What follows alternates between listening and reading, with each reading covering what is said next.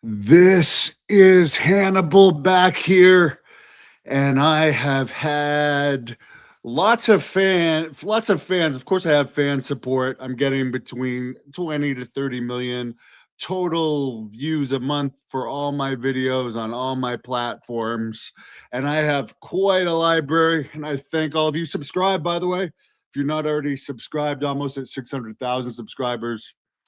But people have been saying you've been going after a lot of the scoundrels in wrestling, guys that have issues being honest and cheat fans and cheat wrestlers. Well, let's get into the nice people. Someone says Mean Gene was really nice. There is a lot of nice people, and I don't. Here's the thing, guys. I call them as I see them. If somebody hasn't treated me like garbage, I will not say anything bad about them unless there's someone currently on TV that is a newsworthy topic, and I just don't find them entertaining. But they're public figures. But for people I've interviewed, if they've treated me well, or people that have worked for my company, I've been promoting since 2004 with Stampede Wrestling. I started Great North Wrestling in 2007. I'm bringing it back August 29th with Vampiro in Thunder Bay, Ontario, with Chris Masters Vampiro, and I'm going to kick Charlie Haas's ass. But let's get into the top 10 list. But as for Mean Gene that someone brought up, I saw him once in a lobby. He was having a drink in a lobby in New Jersey. I didn't want to bother him. That's the closest I got to him. All right, so I'm going to go through my top 10 nicest wrestlers that I've dealt with. They're not going to be in any particular order because they're all nice. Some might be a bit nicer than others, but I don't think I'm not going to really, it's close on most of them. So number one is a guy that I always wondered why WWE used so much and put in the Hall of Fame and stuff, and that's Hillbilly Jim. He is so nice, just a true gentleman. And I did the shoot interview with him. And after the shoot interview, he actually took me out and bought me dinner. And it was a late shoot interview because he'd done an autograph session before. And most wrestlers will say, hey, we'll try and work you for a dinner or drink after. He's actually like, hey, Hannibal, thanks for doing that. Why can I buy you dinner? Um, and then the next day, there was another autograph convention, and I showed up there to do some interviews. And he wanted to show me some stuff that he talked about that was in his hotel room, to me, some personal stuff.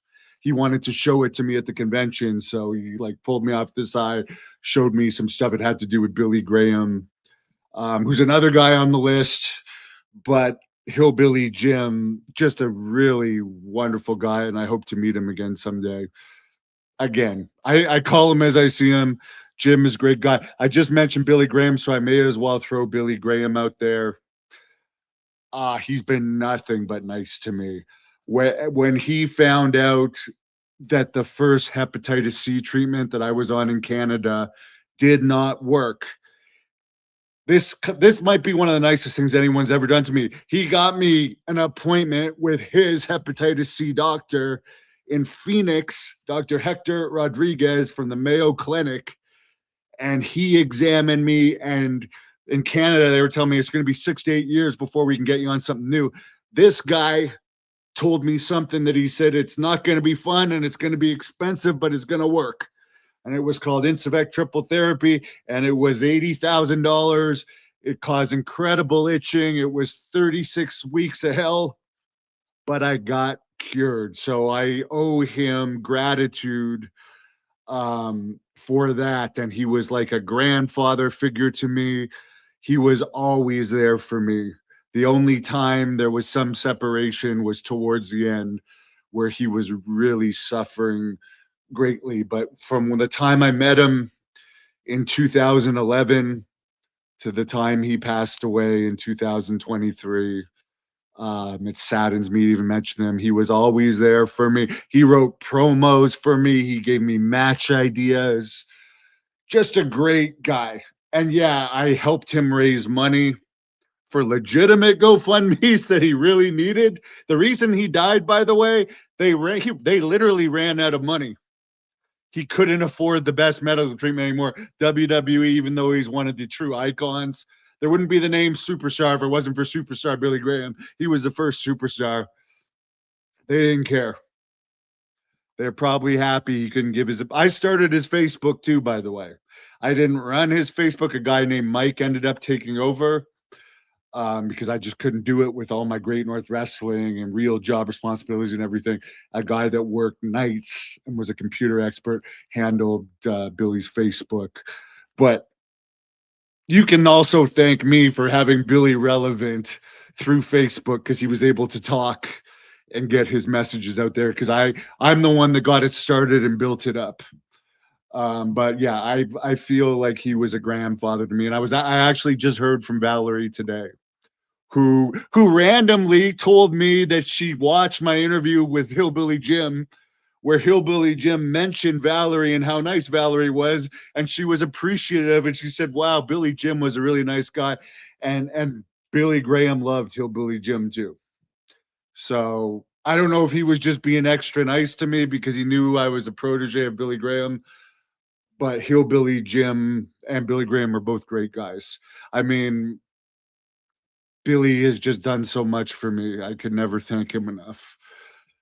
Al Perez, a lot of people, and I know he's going to be the least popular name on here, the least known name. He was one of the Black Scorpions. Ric Flair always trashes him. He did his interview very cheap, and it was an in-person interview in Tampa. He's the only guy that ever helped me put away my equipment and bring my equipment to the car. Nobody's ever offered that. They do the interviews and they go.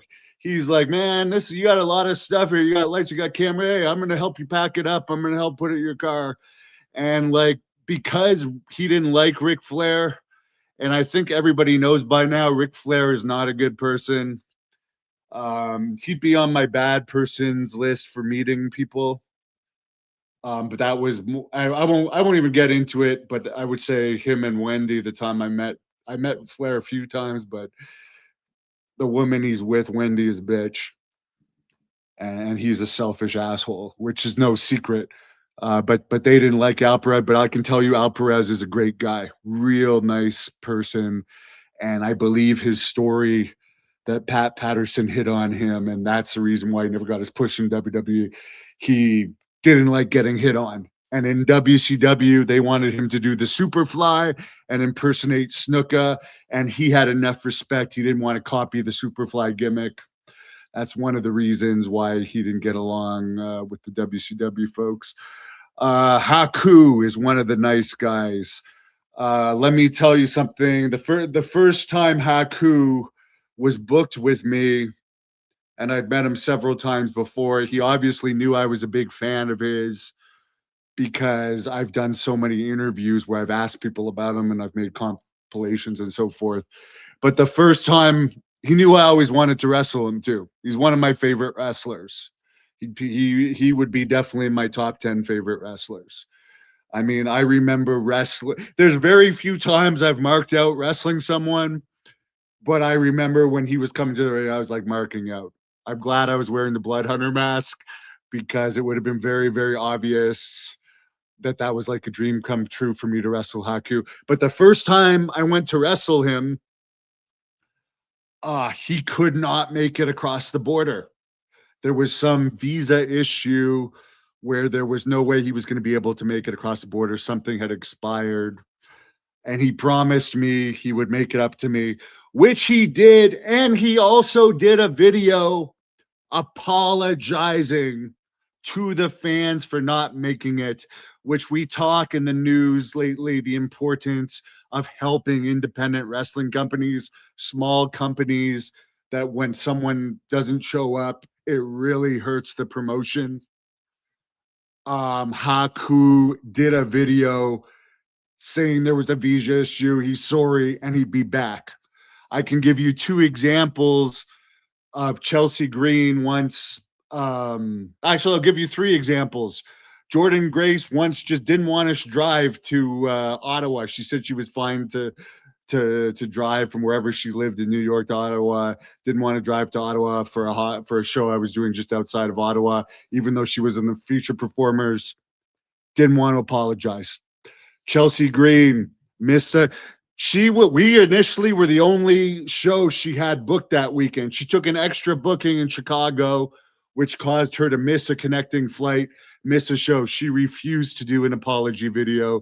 And Tessa Blanchard, similar issue. I had her booked for a show. There was some issue where a connecting flight got delayed. She was going to miss the show. Not only did she not do an apology video, I actually saw her in person not too long after that, and she refused to even do an interview. She's one of the biggest bitches in wrestling. Everything you hear about that cunt is true. Even though she had her deposit, I paid a lot for her flight. I would have used her again. She refused. And then again, I'm standing there. Hey, can you do a video? Just apologizing to the fan. Nope, sorry.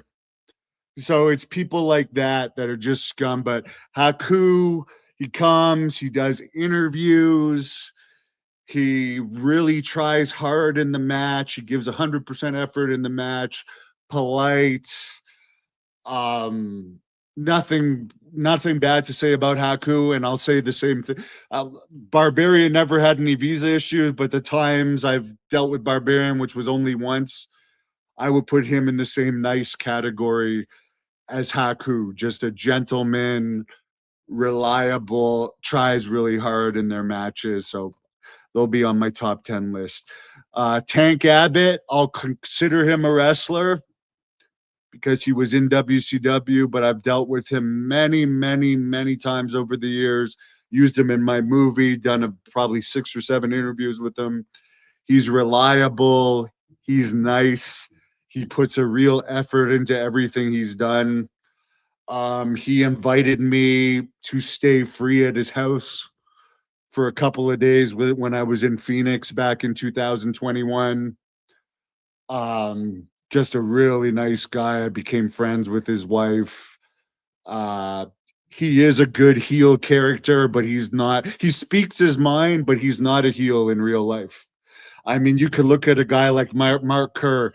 He might seem nice. He's a huge arrogant prick. Huge arrogant prick.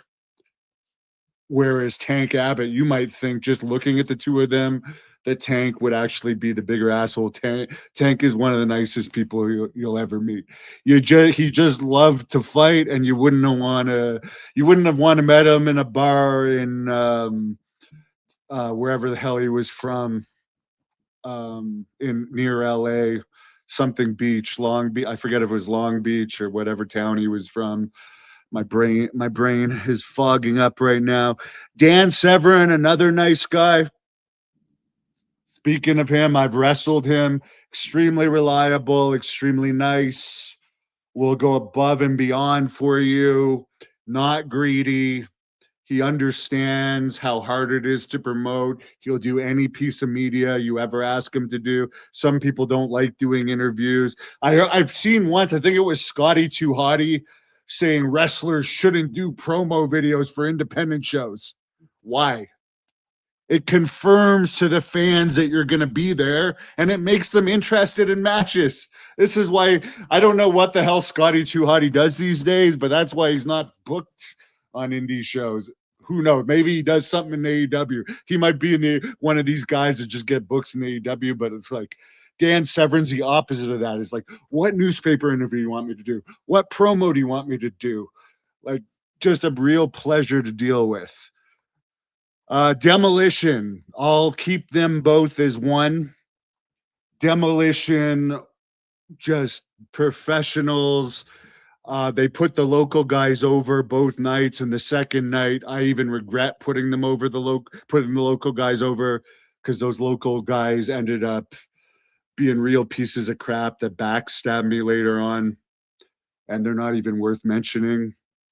Um, but it was a show in their hometown, and I don't know. I regret that they did it considering what those local guys did, but the whole point was where I'll always have a lot of respect for Barry Darso is I once saw him do an interview with somebody, and that guy tried to insult me in the interview. And it's like, it's not like I had him booked anywhere.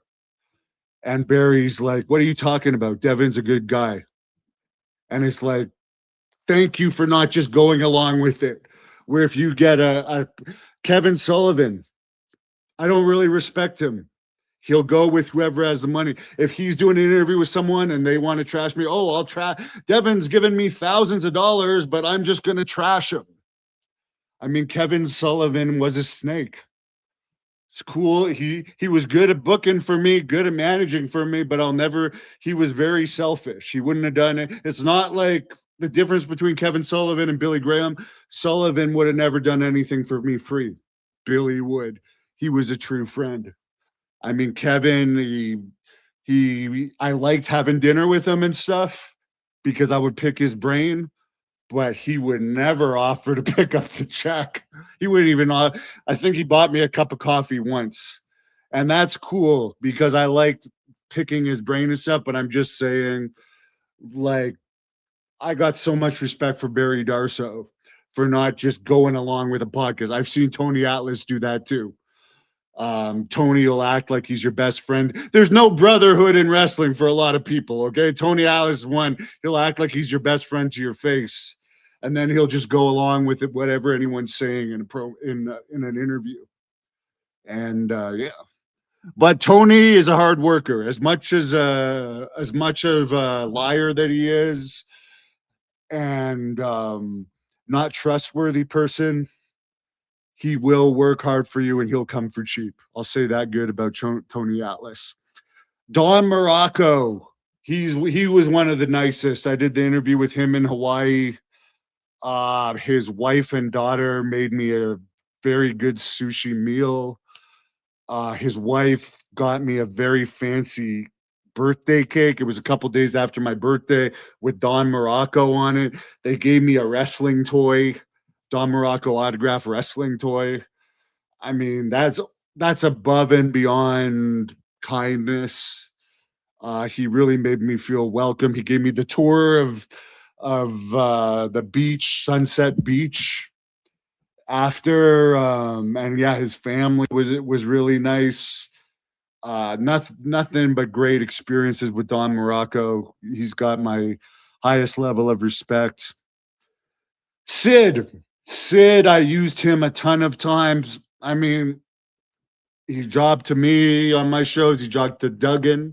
He had no issue at all jobbing to Hacksaw Jim Duggan. He was over most of the time in my company.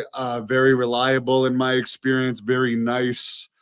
I know Marty said some stories accusing him of doing harder drugs. I've never seen Sid drink. I've seen him smoke weed. He loves smoking weed. But he said that he can't drink because he's had bad things happen to him when alcohol was involved. So by the time I knew him, he hadn't drank for a very long time. So, and he was always faithful to his wife. Just a good, however you see Sid in interviews, that's how he is. He's a nice guy, farmer. Um, I think he has a lot of kids, something like a good amount of kids, at least four, maybe as many as seven. Not exactly sure. He had a monster truck at his house. One thing that really angers me is that for a false reason, I was not allowed in the US for like a year and a half, which was proven completely false, and I was fully exonerated. I was supposed to do like a third interview with Sid, but I could not do that because of the false reason that I was not allowed in the US. So that will always bother me. And it was for that same reason I had to miss Billy Graham's funeral. Those are two things that really bother me about someone that made those accusations. That, by the way, that person was found guilty for attacking me with a weapon and two other charges, uttering death threats, assault and assault with a weapon. So she cost me my last interview with Sid and attending Billy Graham's funeral. Thanks a lot. Ever meet Stone Cold? I've talked to him on the phone. If you listen to his podcast with Tom Pritchard, Duke the Dumpster Drosy, and Al Snow, he talks about me. That's my top 10, by the way. I'll answer your question. And there's more than that. I'm just telling you guys, I will call people as I see them. Those are some of the best people I ever met in wrestling. By far. Put them all over. Yeah, it's Stone Cold. I talked to him on the phone for like half an hour, maybe 45 minutes, because he had done an interview. He had seen my match with Al Snow and he had liked it for some reason. He actually talked about that match on his podcast with Al Snow. Then he contacted me because he saw my interview with Duke the Dumpster Drosy, and they used to be traveling buddies. So he wanted my contact information. And then he thanked me for hooking that up on the podcast. Then he, for some reason, talked about me in the Tom Pritchard podcast. I think it was just because he had seen my podcast.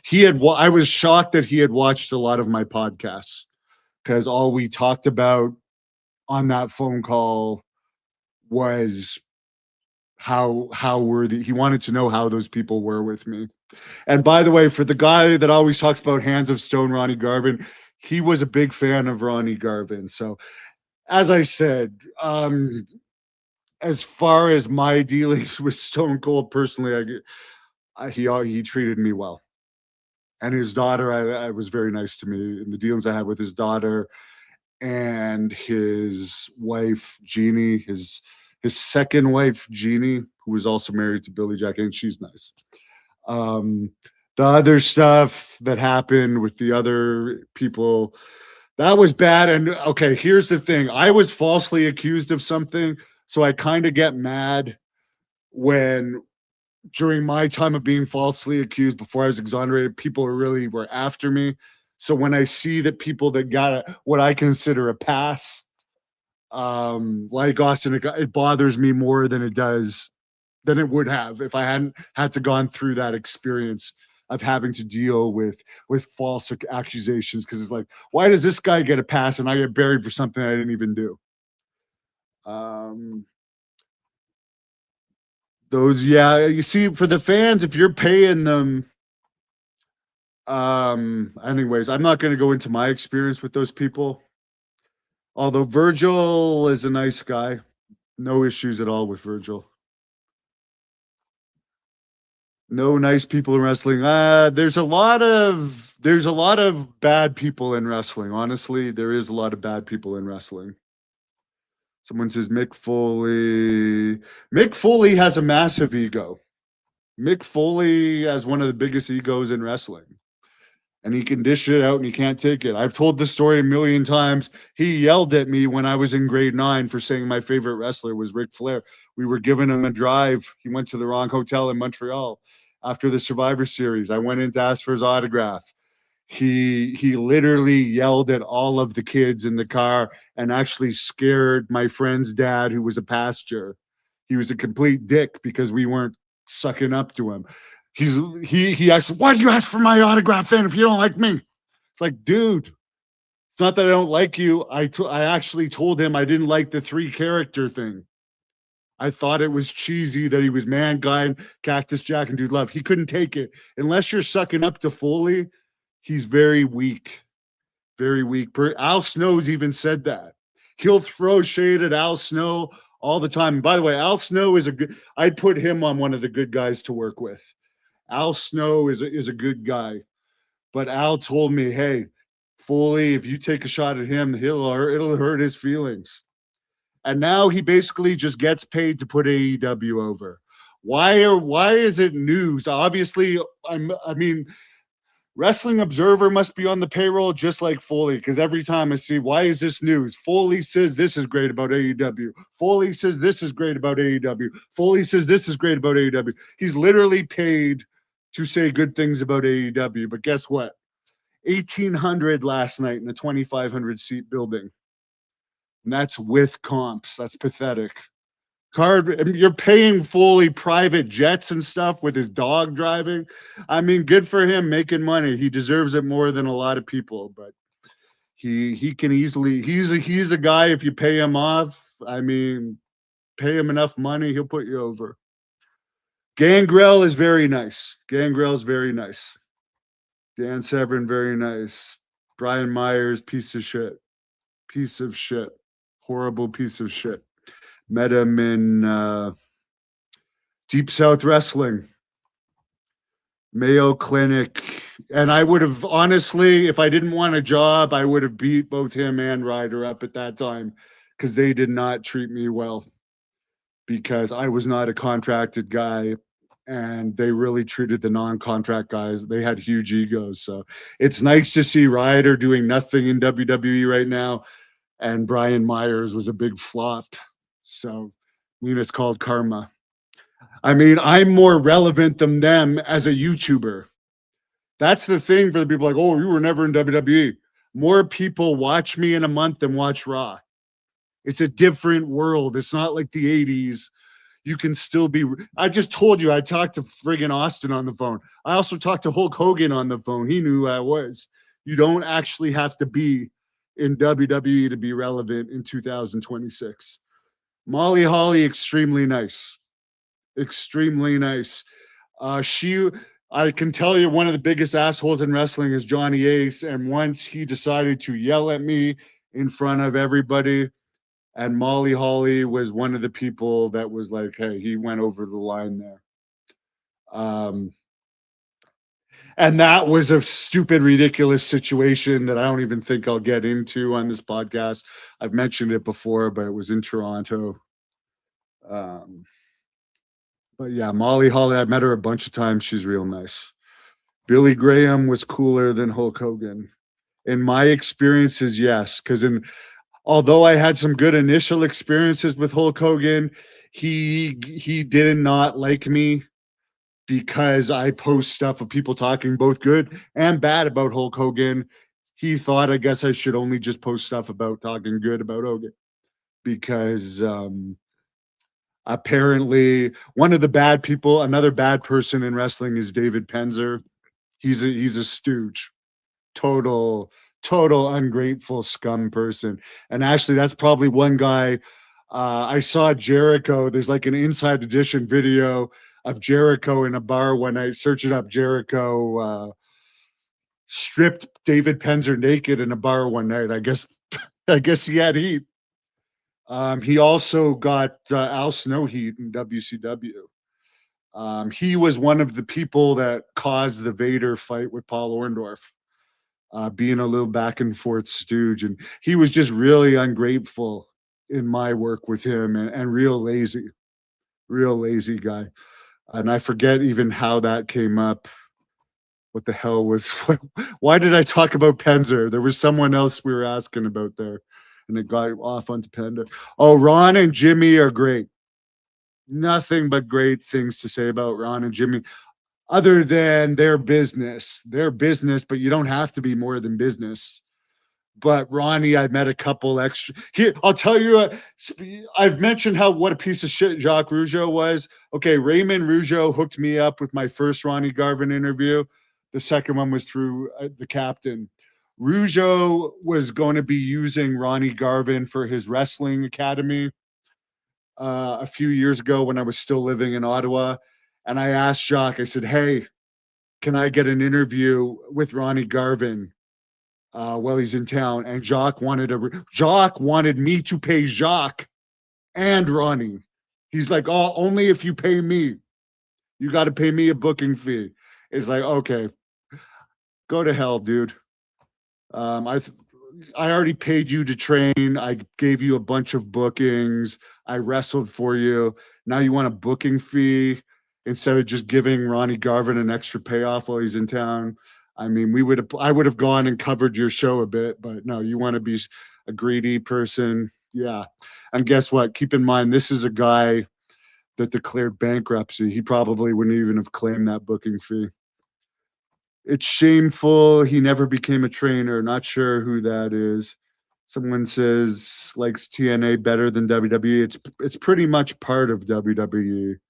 It's their farm system. Yeah. Oh, it's shameful. Al Perez never became a trainer. The thing about Al Perez, though, he has no ego. He really doesn't have an ego.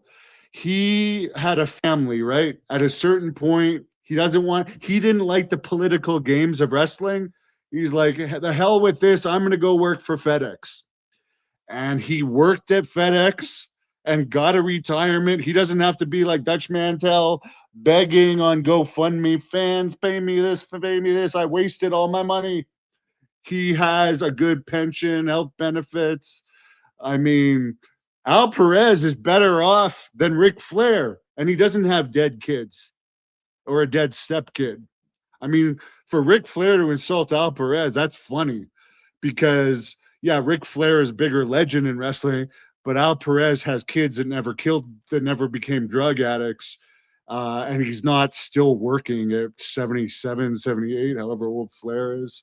And Flair is such a problem that AEW pays him to do nothing. They've used him like 5 times in 4 years. That's how relevant Ric Flair is now. Moose needs his injectables. Yeah, I don't know. I mean, there's nothing wrong with Moose, but if he was going to get over, he would have been over by now. Was good for Haku to get. I'm not sure. I have not been following WWE. They definitely should have used Haku as a manager. Blood Hunter would cut Moose against his will. Blood Hunter would definitely beat Moose, 100%. I the Scott D'Amore thing where he makes his boyfriend champion. No thanks. That's not my thing. That's friggin' nepotism, making your boyfriend woman.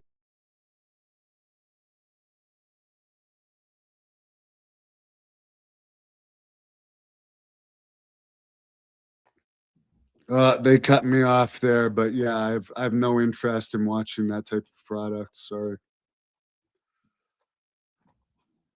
Who has better ownership gimmicks? No idea. Isn't Ronnie from Montreal? He lives in the Carolinas. But he's from Montreal. He was from originally from Montreal, but he hasn't lived in Montreal forever. He's still friends with Ray Rougeau. He comes to Ray's house to stay, and they go hunting together. Ron Garvin saved his. He's another guy. I mean, you can say Ric Flair was more successful wrestling, but Ron Garvin has no ego. He'll do a pilot job just as easy as he'll do a wrestling job. He really doesn't care. Wrestling was just a job to him. What are 50? I really don't know. I'm not really a wrestling collector price expert.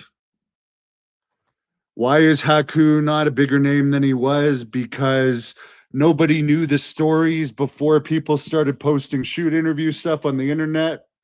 I heard he only made like 150,000 in WCW. He had a long career. I mean, he was in WWE in '86, and wasn't he in WWE again after WCW for a cup of coffee?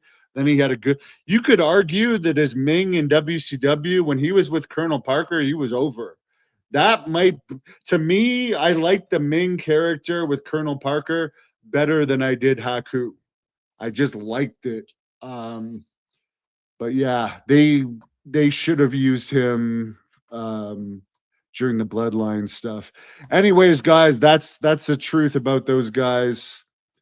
Doesn't Sid's son run the company? I've heard rumblings of that. I've never met him. I don't. I know that he got Sid's inheritance, and he was trying to buy the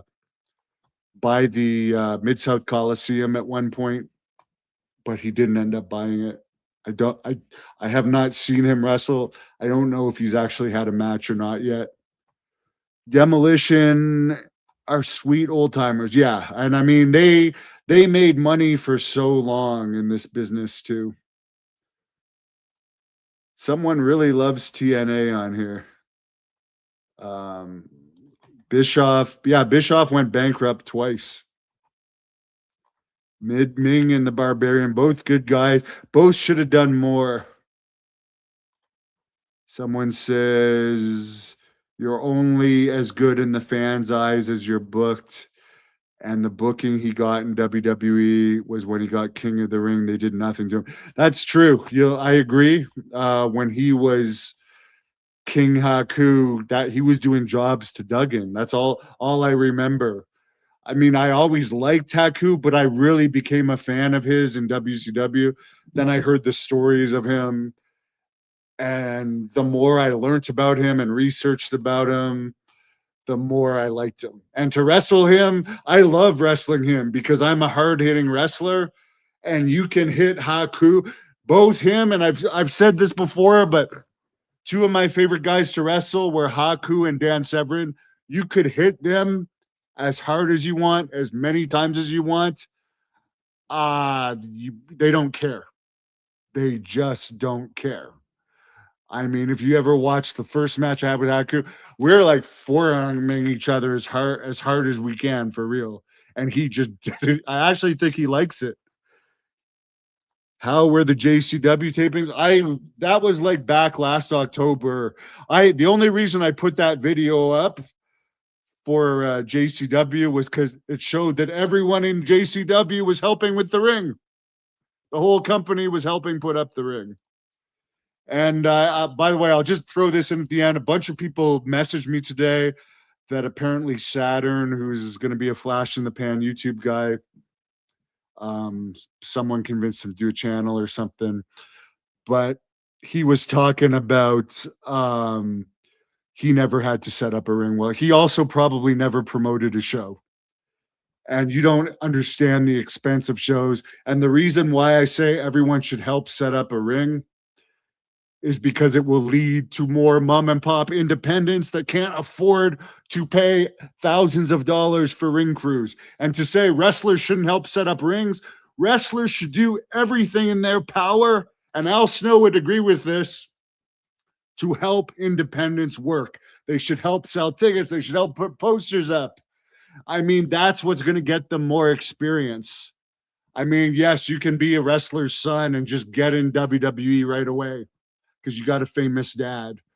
Or I don't know what Saturn's route was, but it's a different business now. And to train people to be like not wanting to help out, how is that helping wrestling? Don't help out. Just come and do. How is that going to help you in life? Like, let's say I worked a gym job for like 17 years for the city of Ottawa. I worked in the gym, but if they needed my help somewhere else, I would be there. If somebody was having a problem in the basketball court, if there was a fight in the basketball court, I would leave the gym and go help in the basketball court. If somebody needed to help unload something, I'd go help unload something. It's like help out wherever you are. Like, why are they trying to teach people to be prima donnas? Like, I don't understand that mentality. But keep in mind, Saturn was literally a bum for years. So if you're going to take his advice, I mean, think once or twice. The guy was literally a bum living under a bridge and a drug addict.